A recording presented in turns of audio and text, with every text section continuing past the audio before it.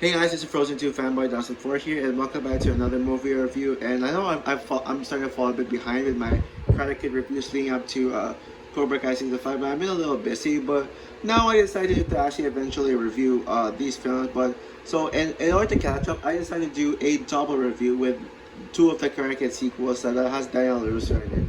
Yeah, I'll still eventually get to the others, but now talk about the Karate Kid Part 2. So the Karate Kid Part 2 is the sequel to the iconic Karate Kid classic film. And the story this time is basically Mr. Miyagi. Mr. Miyagi is the main character this time, not Daniel. And so Mr. Miyagi, he receives a message that his father is sick, so he takes Daniel to go with him to Okinawa and to in order to take care of his father and reunite his family. And then, while in Okinawa, Daniel is able to meet new friends and froze. He has a new girlfriend, which I forgot the name honestly. I'll put the name of the girl down in the in the description. And yeah, and then of course there's another karate fight, and most of the movie takes place in Japan. I actually have this classmate of mine, who considers this film to be his favorite movie of all time. Yep, that's right. And Yeah, that's right. It's almost as controversial as me putting Frozen 2 as my favorite movie of all time. Except the Karate Kid Part 2 has less as more bad reviews but less popular, and yeah. And you can probably argue that that classmate of mine, putting this as his favorite movie, is more valid than, but you know, whatever. But yeah, I actually have yet. Oh, sorry, my bad. I I've yet to see the Karate Kid sequels after the first one. To be honest, I didn't have time to watch them. I could have, which I could have done it leading up to season 4 back last year's. But yeah, now I actually saw the sequels for the first time, and what I think of it, well, the Karate Kid Part 2 is eh. Yeah, just like I expected. Yeah, I think the credit. I actually did not have high hopes for the credit sequels, considering like how I feel about these 90s, 80s, 90s sequels. They're just not good. They're just not very good. And yeah, say what you want about modern sequels, but you know, like I like modern sequels. I actually do defend them, but these kinds of sequels are just not my cup of tea. They're just boring. They're too cheap. They're just so cheesy and so low budgeted. But there was actually some effort put into this. There was actually some potential here.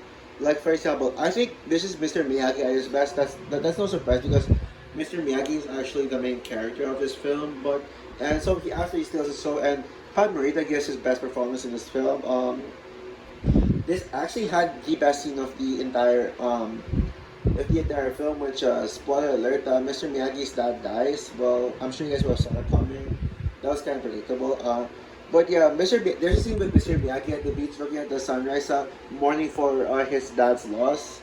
And then Daniel talks to him about his how he's like with his dad, and yeah, that scene kind of makes you tear up. No other Karate Kid films made me tear up. Not even Cobra Kai. I like Cobra Kai. Honestly, I never teared up in Cobra Kai, but this one, at least it had one scene where I actually teared up. Um, and I actually that girlfriend in Daniel, which I still can't figure out what the name is. I just keep forgetting. I think it's Yuko or something like that, but I don't know. I'll give the link in, like I said. I'll put the name in the description. I actually think she's actually my favorite of Daniel's. She's actually my favorite of Daniel's girlfriends. Yeah, to be honest, but yeah, I mean, I like Ali Mills better when it comes to Cobra Kai. But when it comes to the actual the Karate Kid film, so I actually think that girl was actually a better girlfriend for Daniel than Ali Mills. Like, by the way, like what happened to Ali Mills? I don't get it. So yeah, also the cinematography is beautiful as well. So yeah, but unfortunately, the problem with Karate Kid Part 2, why I'm not a fan of it, is because it's just boring. Yeah, this movie is just boring. There's not much entertainment value to it, so I just didn't. A lot of times in the film, I just didn't care about what's going on, and the villain was just so one-dimensional. He's just basically Japanese Johnny Cree. Which was actually what makes him like Johnny Cree so great. No, I mean no. Johnny Lawrence, not Johnny Cree. Sorry, my bad. But yeah, I just didn't care. I think this movie could have been much better, but it was just it kind of dragged down for me. That's all I gotta say. So yeah, even if it's good qualities, I still can't give this a pass because I just don't think I remember this film. I only remember this film from the Japanese stuff in it, I guess, and the good stuff. But ultimately, I don't want to watch this one again. So on a scale of 1 to 10, I'm gonna give the Karate Kid Part 2 a 5 out of 10. And that brings me to my next review, the Karate Kid Part 3. So the Karate Kid Part 3 is basically as well the third film of the Karate Kid saga. The film tells a story of Mr. Miyagi and Daniel returning to Reseda, where Daniel is faced by this assassin named Terry Silver. He's the new sensei of Cobra Kai, and Terry Silver is offers Daniel a training of Cobra Kai, but then Mr. Miyagi and Daniel has a sort of conflict when Daniel was threatened by a new Cobra Kai student to join the tournament, and which led to them fighting and going apart. And Daniel joins Cobra Kai, but Terry Silver turns out to be a twist villain, which was predictable. Yeah, I actually don't know how to explain this, but I'm sorry. So yeah, I actually was not looking for the Karate Kid Part 3, just like the second film. I was not excited for this. Um, and yeah, I heard that this was the worst of the Daniel LaRusso Karate Kid movie, so I was not looking forward to this.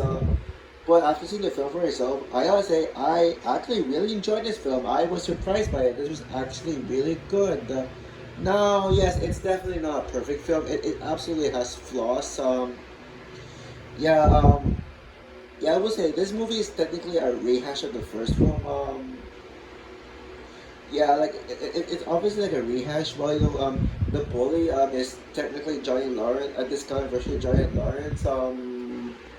And the new girl that Daniel goes with is basically Ali Mills' ripoff, but actually without just missing the charm of Ali Mills. Yeah, I think that it's probably the worst of Daniel's girlfriend, in my opinion. And the tournament it was just nothing special. It was just pretty much the same the same thing you see in the first Karate Kid film. But this, even if the story being a rehash of the first Karate Kid film, this movie, I actually had a lot of fun with this film. Like, I was actually never bored. Like, I was actually really enjoying it. Some of the execution is good, like when it comes to the action scenes, when it comes to, even if Daniel and the girlfriend relationship is good, I mean, you actually kind of enjoy it for how cheesy it is and, stuff like that. And I actually do like that we actually get to see the darker side of Daniel. They actually go for dark. But yeah, I mean, Daniel literally just joins Cobra Kai, and we see the darker side of him. I know a lot of people are making rumors that Daniel's actually going to be turning into a dark character in Cobra Kai season 5. Well, I can see that happening, but I don't know. So yeah, this was actually the darkest of the Karate Kid films. And yeah, this bully is think about it. I think about what I said about the bully.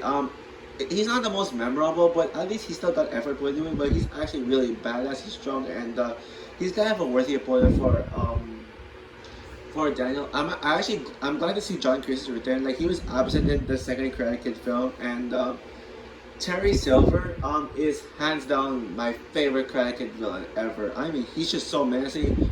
I mean, yes, he is cheesy, but he's just so menacing. He's threatening, and I really feel invested in the character. He's kind of like the Joker of karate, like the more light-hearted Joker, but he's still very dark and very threatening. And even him appearing in Cobra Kai season 4, he continues to be my favorite Karate Kid villain. So overall, the next Karate Kid part, the Karate Kid Part 3, despite being a rehash of the first film, it was actually surprisingly good. It was a guilty pleasure, and I really had a lot of fun with it. So I'm gonna give the Karate Kid Part 3 a 7 out of 10. I think this movie is underrated. I honestly don't get the hate for it. Despite with that plot, I just don't think it's that bad. So yeah, what's your opinion on the Karate Kid Part 2 and 3? If you haven't seen it yet, maybe you can give it a watch, because they do actually get reference in the Karate Kid at Cobra Kai. They do. Both the sequels actually do connect to Cobra Kai in some way. So definitely go check it out if you're gonna watch Cobra Kai. So yeah, comment down below, like, subscribe, hit the notification bell, and stay tuned for Oh boy. The next Karate Kid. Oh yeah. And yes, people, it's gonna be a pure rant. Bye, guys.